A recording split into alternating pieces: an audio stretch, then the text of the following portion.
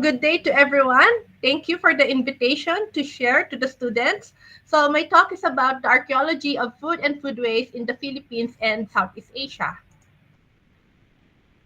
Um, we all know what is food, but what is food waste anyway? It is the chain operatoire or operational sequence of what happens to food and associated materials from their acquisition until their discard or from the start to the end. Food acquisition practices are more commonly known as subsistence strategies, which are food procurement or foraging and food production or farming. Cuisines or culinary practices are composed of food preparation and consumption. The former has food processing and cooking, while the latter has presentation or serving and eating or meals. Diet is based on what we mostly eat. Uh, Okay, so we also distribute and store food as well as discard byproducts and leftovers from all the parts of food waste. We can study food waste in archaeology as we will see while we discuss the parts of this diagram with examples from archaeology of Southeast Asia. It is because food waste is also a series of cultural formation processes where there are resulting food and material culture remains from every step will be incorporated into the archaeological record that we will recover, analyze, and interpret later. So studying food waste in archaeology is interdisciplinary, multidisciplinary, and transdisciplinary with many methods and techniques of analysis as listed in the slide. What I specialize is the biomolecular and stable isotopic analysis of organic residues on ceramics to infer the possible former food contents of pottery vessels. So let's go first to the leftmost end of the diagram that we saw earlier. Again, food acquisition practices include food production and procurement or foraging, and and foraging and production. Okay, so what I meant is so we will first discuss the food procurement or foraging. Okay, so foraging had always been done since the Paleolithic. Important information for strategies are the available plants and animals in specific times and locations. Um, So our first example is hunting of wild terrestrial animals, as we will see here. For example, is the hunting of deer and wild pigs through spearing and trapping. Okay. So next, fishing was done with fish hooks made of shells and gorges made of animal bones in the past. One of the common fish for catching was the dolphin fish or dorado during the Neolithic period in Batanes, northern Philippines. Oh. Gathering of wild plant parts, such as the fruits of Canarium hirsutum in Palawan and Mindoro, Philippines, was done in forests or immediate surroundings. Okay. So foraging can be specialized or specific to particular plants or animal resources, such as hunting deer in Palawan during the last glacial maximum and targeted foraging of sea urchins 40,000 years ago in Timor-Leste. Okay. So food production or farming involves control and management of animals and plants. Important for strategies are knowledge of biological timeline of animals and plants, as well as knowledge of seasonalities and other time markers for long-term planning of plant cultivation and animal management. So our first example is agriculture, which is the large-scale crop production, such as mostly rice and maybe millet farming in Southeast Asia. Okay, so rice agriculture can be done by Sweden, floodplain, and terracing farming. Okay, so here in this slide, in the northern Philippines, there are already rice and job steers during the Neolithic as well as millet during the later Metal Age, indicating mixed cereal agriculture. Okay. So, so horticulture is growing plant food and plants for food and ornaments in gardens and orchards. Vegiculture is the asexual reproduction, cultivation of domesticated root crops, which was being done since the Paleolithic based on the evidence of taro and purple yam in the Philippines. Okay. So animal management is the breeding and caring for farm animals. Based on animal remains, we have chickens, pigs, and dogs since the Neolithic, as well as goat, buffalo, and possible cattle since the Metal Age. Um, sure, there were more cattle and horses when the Western colonizers came. Okay. So connected to animal management and agriculture, we clarify that domestication involves both an alteration in human, animal, and plant relations, as well as behavioral and morphological changes in the domesticated animal and plants. This is due to genetic changes over time when plants and animals develop dependency on human care as humans depend on plants and animals. Some morphological changes in plants, such as cereals, are loss of anatomical features like brittle rachis that facilitate the dispersal of seed by natural agent and loss of shattering. So, morphological changes in animals, such as pigs, from wild to domesticated forms, are reduction in jaw size and the increased crowding of teeth, as we see in this slide. Okay, so food distribution is how food are allocated and circulated after their acquisition, storage, and/or preparation. Known examples of reciprocal exchanges are between foragers and farmers, or respectively uplanders and lowlanders, as well as exchange of prestige food during ritual feasting. Food distribution at the regional and global scale includes spreads and introductions of food items from places of origins to others due to migrations of people, short and long distance trade, and Columbian exchange. Giving tributes is also included as food distribution here. Okay, so here the distribution of archaeobotanical evidence of plants used as spice um, maps the Asian spice trade before the Western colonization in Southeast Asia. Okay.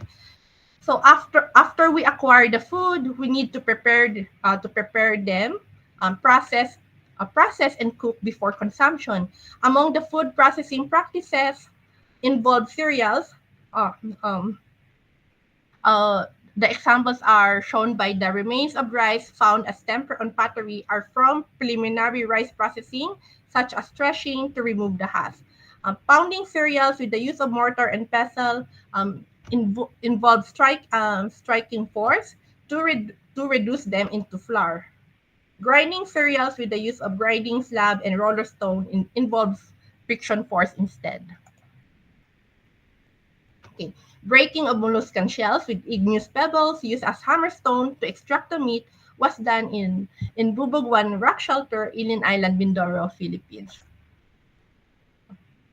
So from the same province, in the Philippines, processing of porcupine fish to take away toxins, making them edible and palatable was already being done since the Paleolithic.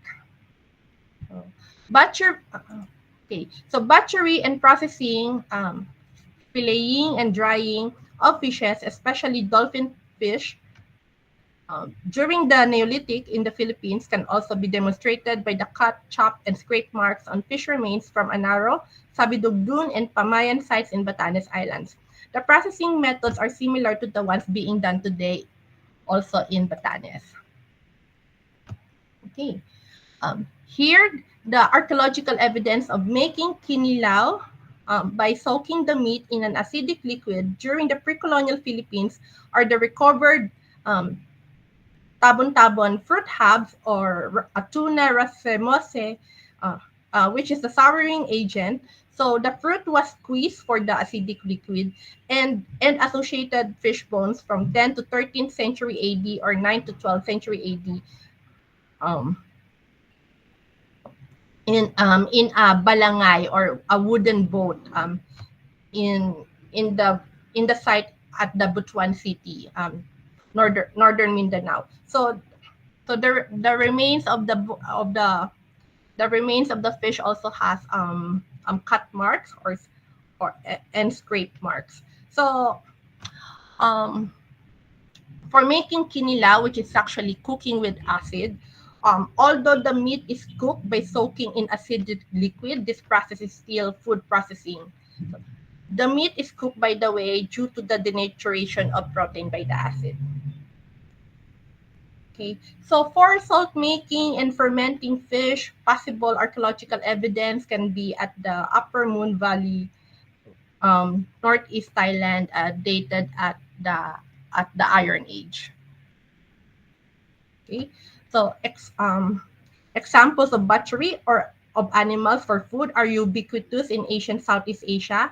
The earliest example in the Philippines is demonstrated by cut marks and percussion marks to extract the bone marrow found on the nearly complete skeletal remains of Rhinoceros philippinensis, which is recently renamed as Nesarhinus philippinensis in Kalinga site, Cagayan Valley, northern Philippines.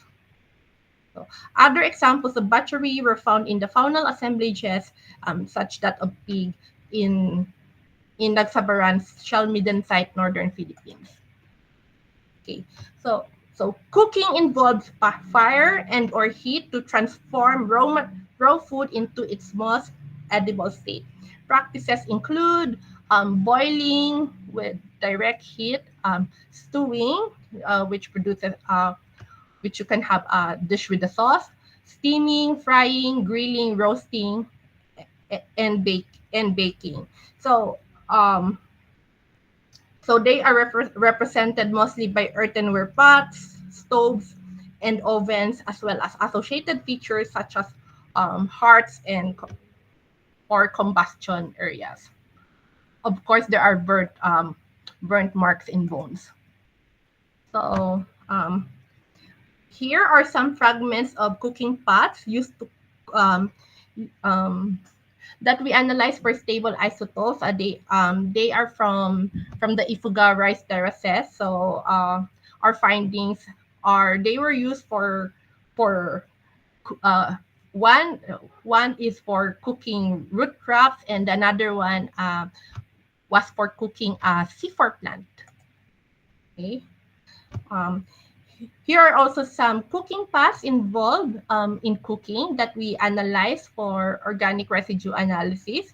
They came from Neolithic and Metal Age sites in southern Vietnam. So our findings include they were used to cook a specific combination of terrestrial and aquatic plants, possibly treated as leafy vegetables. Okay, so here is another fragment of pottery, um, uh, possibly used for stewing freshwater fish, based on our organic residue analysis. Okay, so here are some examples of clay stoves found from Philippine pre-colonial sites. Okay, so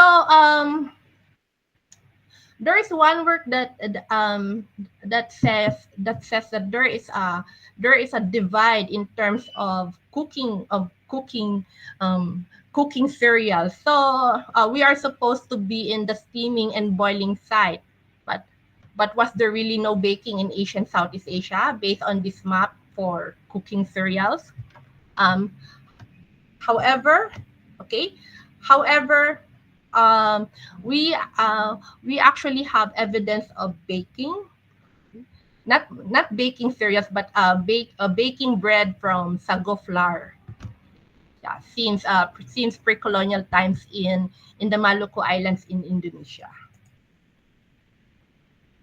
Okay.